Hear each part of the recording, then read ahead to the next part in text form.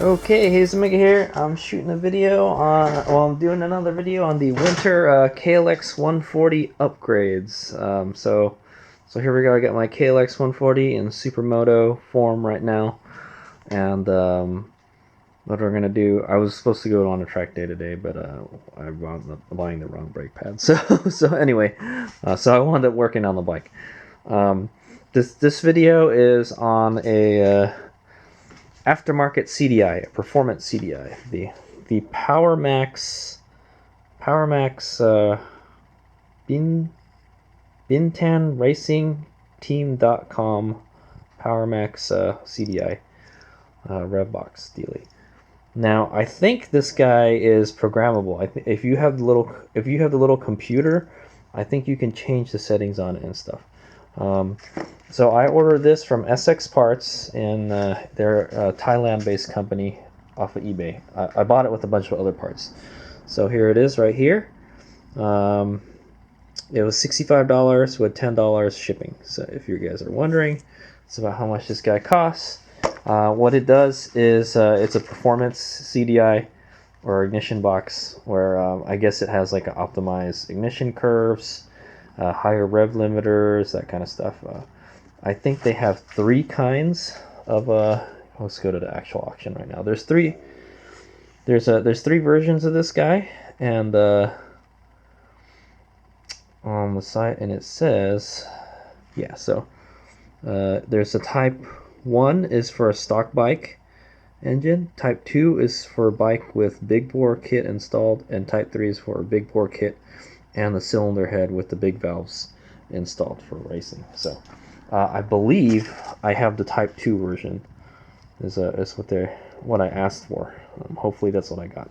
There's no way to really know, but there is a sticker on the back here.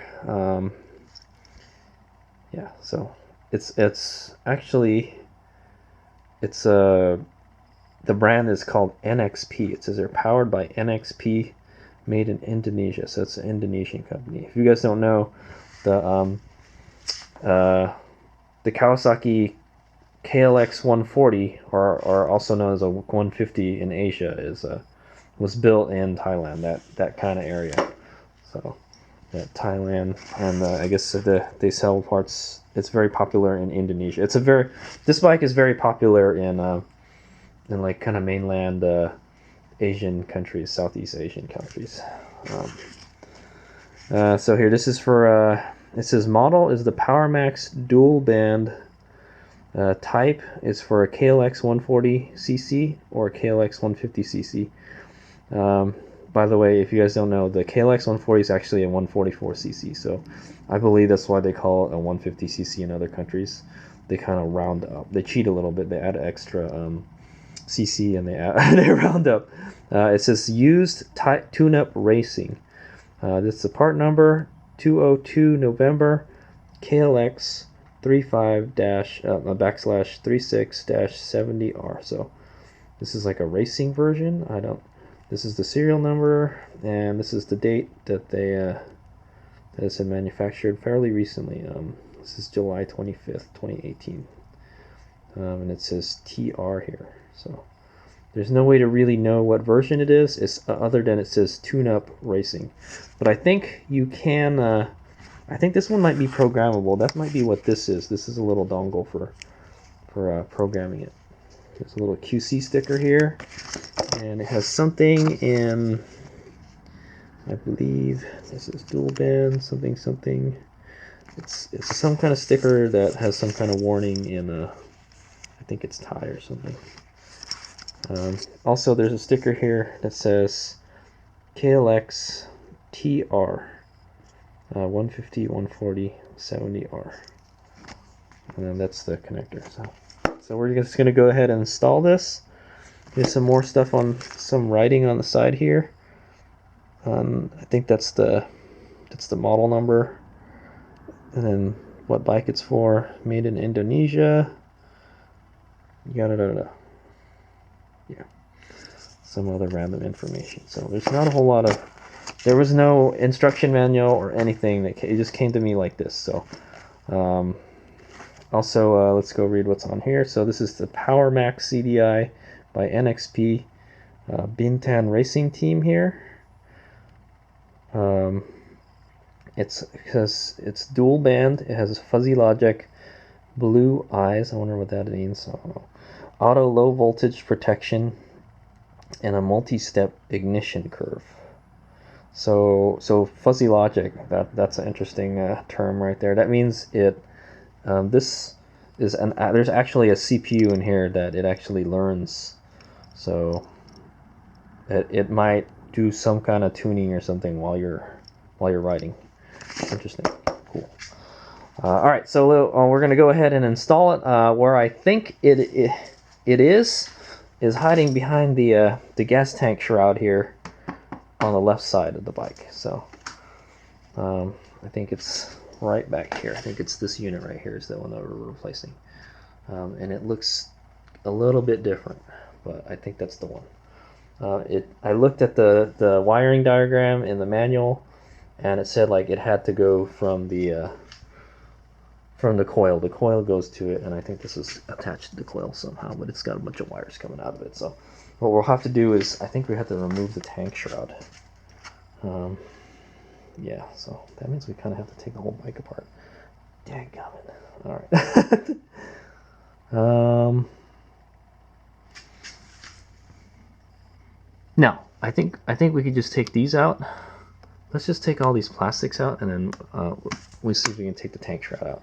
All right, so it should be pretty much a simple installation. We're just gonna swap this out, unplug the old one, and then plug the new one in, and then hopefully it runs.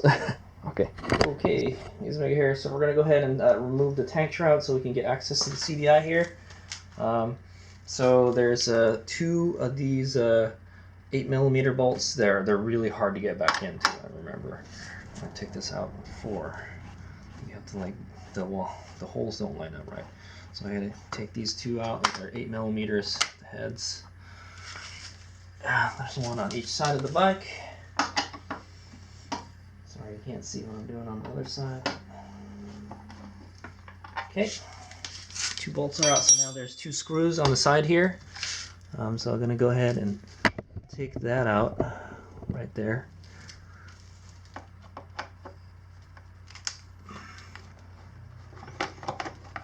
Okay, well, that came out a little too easy. And then we'll go take the one out. It's like, I think it's a number 2 screwdriver. A number 3. It's number 3 screwdriver that you want to use. It's one of the bigger ones.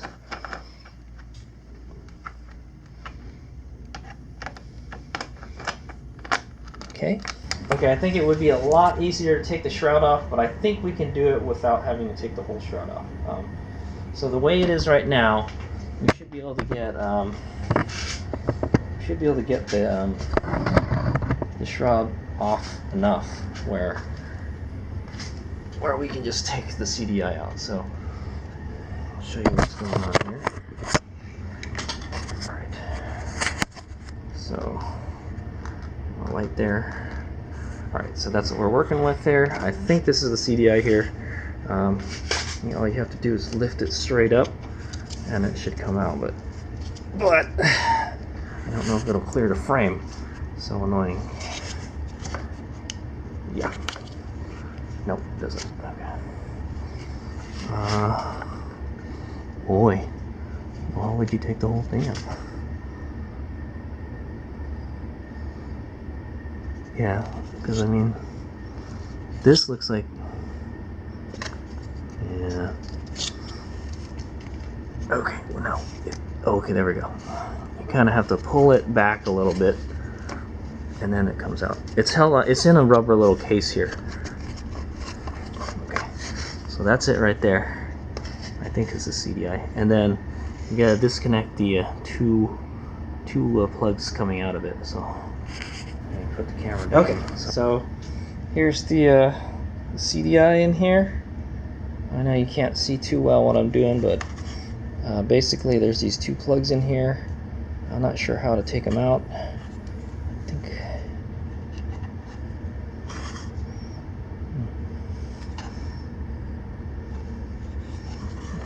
think just go sideways.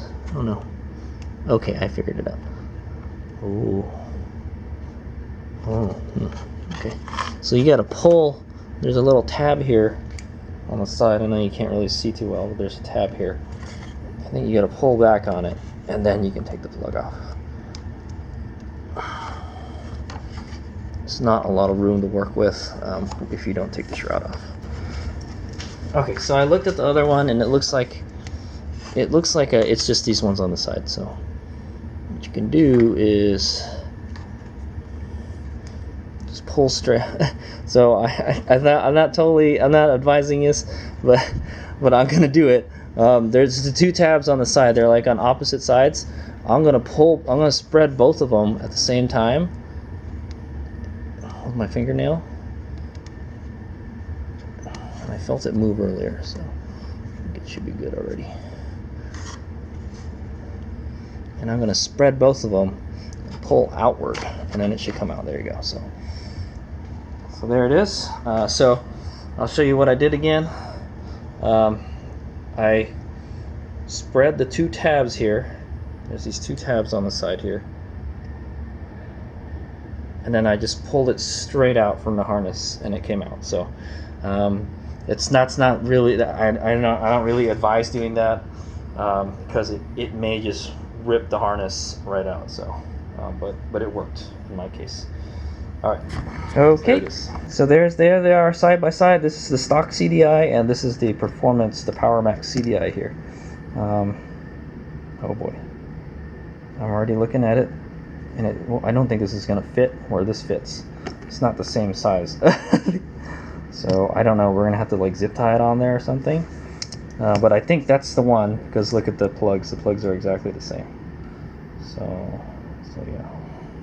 Maybe it's somewhere else on the KLX140, but yeah, so that's a CDI box, and it doesn't fit where the original one fits, so we'll have to figure something out.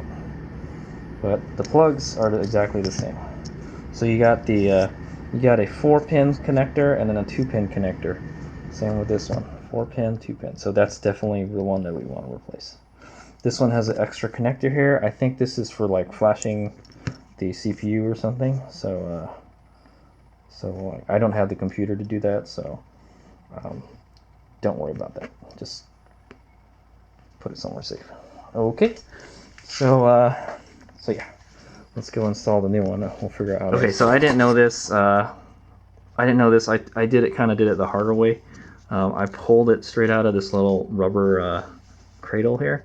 You can actually pull the whole cradle out like that. The whole thing just comes right out.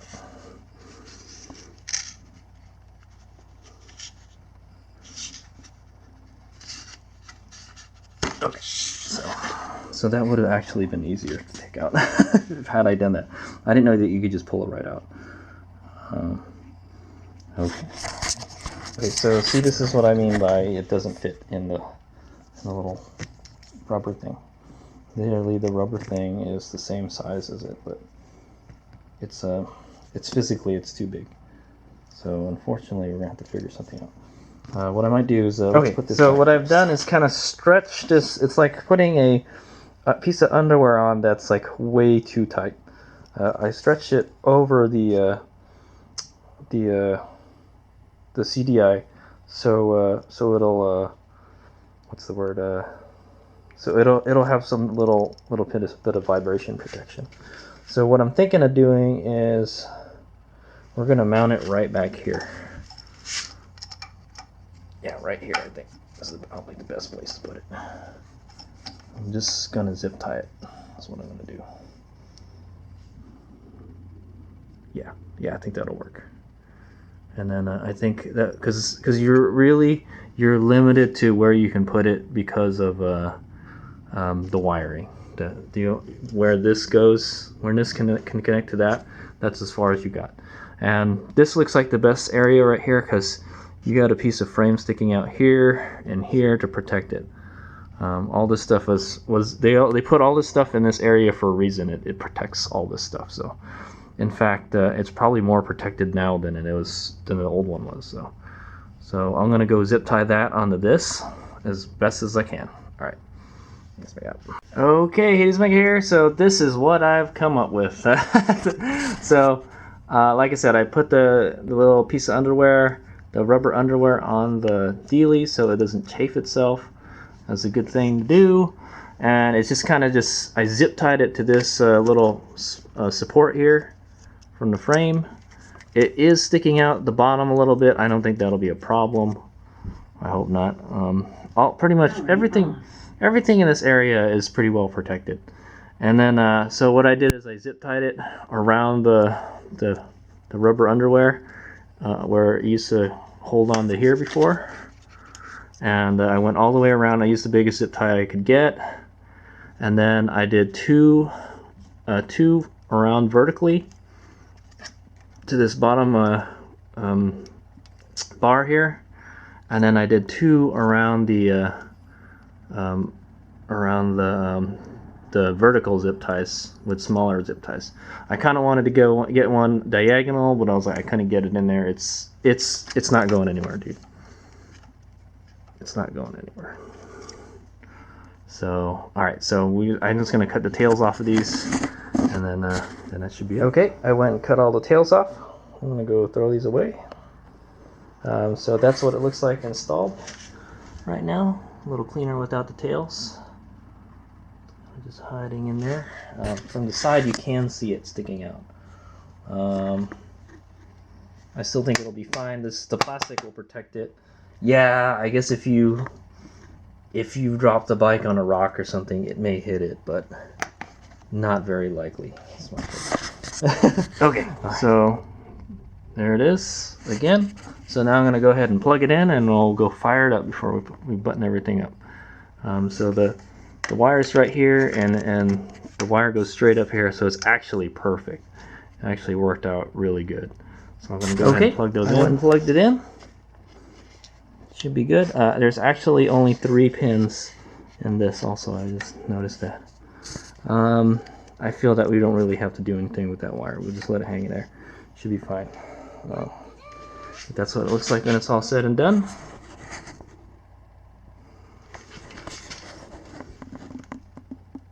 There is this extra wire here, the little jumper plug. And what I might do later is zip tie it to itself. But right now it's just kind of hanging there. I kind of don't like it, but whatever. I have no idea what that does. My guess is that's if you want to reprogram the CDI, but I don't have the computer for it. So, all right, turn the bike on. Let's give it some fuel. Let's see if it'll fire up.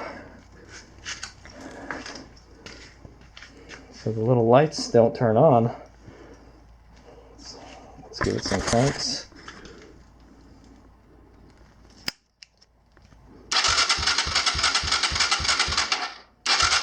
Okay, the light did turn on.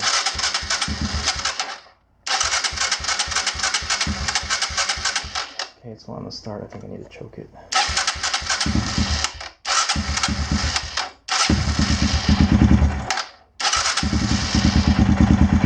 There we go. It works.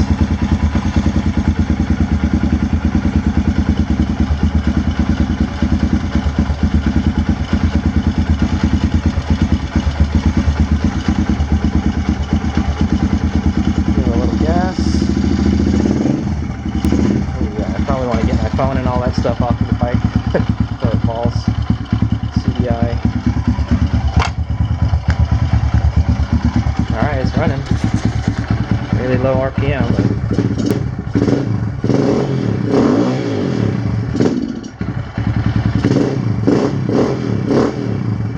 Alright, I'll just let it warm up for a little while. Alright. It's good so far.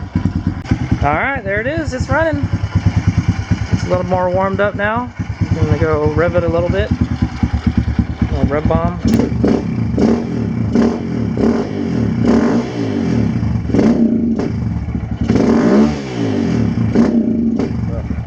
Still not quite warm yet.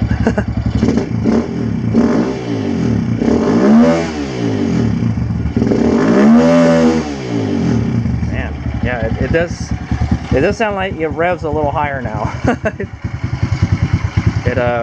Looks like once it gets past the rev limiter, like where the rev limiter was before, it gets really loud.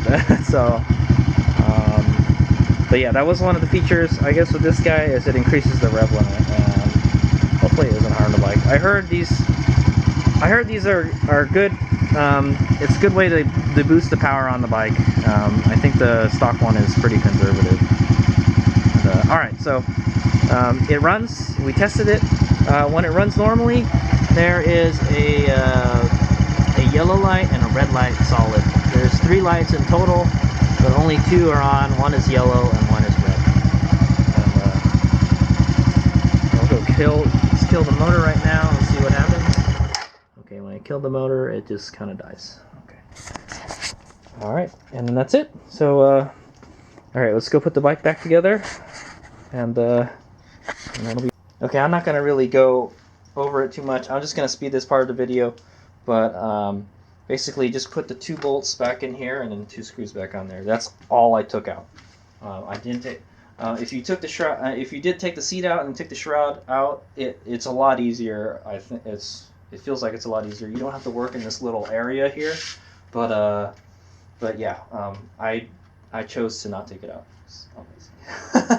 All right, so. Here we go.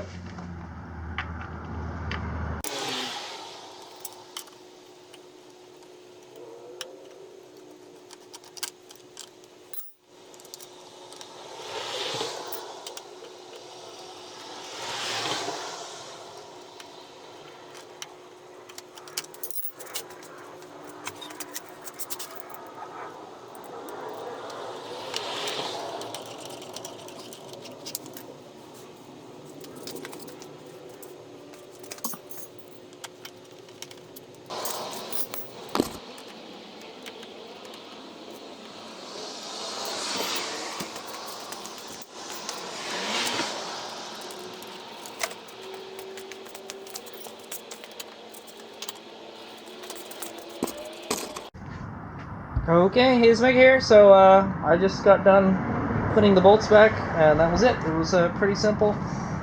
Just make sure you keep this in a safe place, just in case that ever malfunctions. You've got a spare one now, so that's good. You can. I would suggest you just put this in your trail pack. If you ever get in a situation where you got like a no spark condition, this may be the problem right here. So now you got a spare one. So.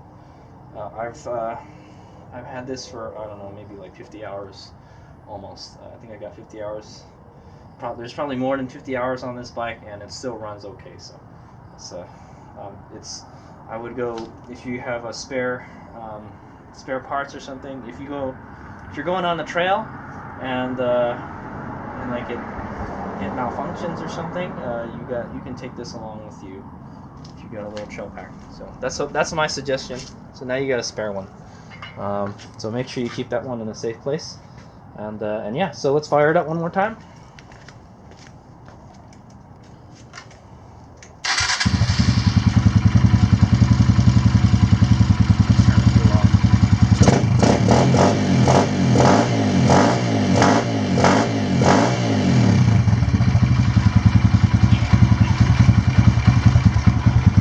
Alright, so Hayes Mega here.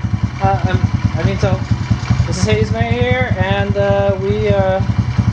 I just installed the Power Max Performance CDI on the KLX140. I will have a separate video on whether it did anything or not. I was planning to take this bike to the track, so we'll take it to the track and we'll see if we actually got any more power. So like I mentioned, I requested the Type 2 CDI. There's Type 1, 2, and 3, and 1 was for the stock one, 2 was for one with the big bore kit, which I haven't installed yet, but I figured let's install this first and see what happens. It's the least amount of work. And then the third one was like for the big head kit.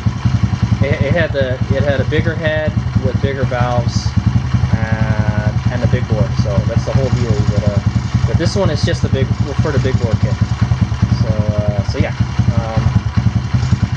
we'll have to go test it out. All right, Ismay out. Okay, Ismay here. I'm doing a quick after kind of review of the Power Max Performance CDI. There it is. It's still on the bike. That's good. I took the bike to Carnegie State Vehicular Recreation Area, and I rode the crap out of the bike there. Oh, lots of hills, lots of hill climbing up there, and I'll tell you this: I didn't really notice any power. There's no difference in the power that I noticed. You know, it wasn't like noticeably faster. So they didn't really do anything. But I have a feeling like I don't think I ever hit the rev limiter. I hit like, you know, the engine just wouldn't rev anymore. It doesn't have any more go. If once we start modifying the engine, then we'll start to see the benefits of the higher rev limiter and I guess more aggressive timing. But I didn't really notice anything. But the bike ran good. I didn't have any problems with the bike running today. Yeah, it ran pretty much like normal. So I didn't really notice anything. So I had heard stuff about like it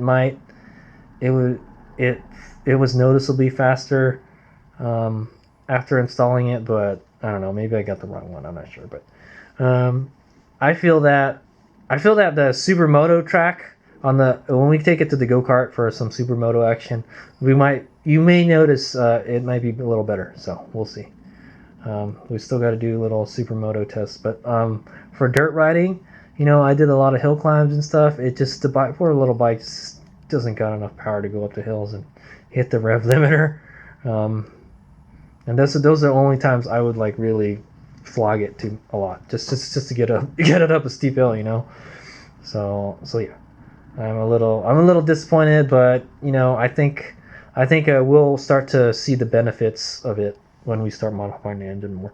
I still have a carburetor to put on, and we have a bore up kit to install, so, and a cam, so that those mods should make a difference, and that should help. It should be a good supporting mod. That's what I'm thinking.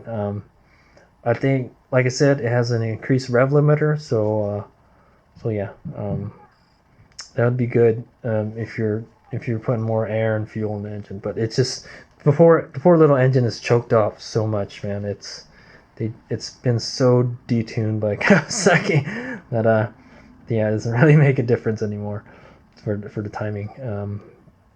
So yeah, I'll do a little test. We'll do a test on the supermoto track.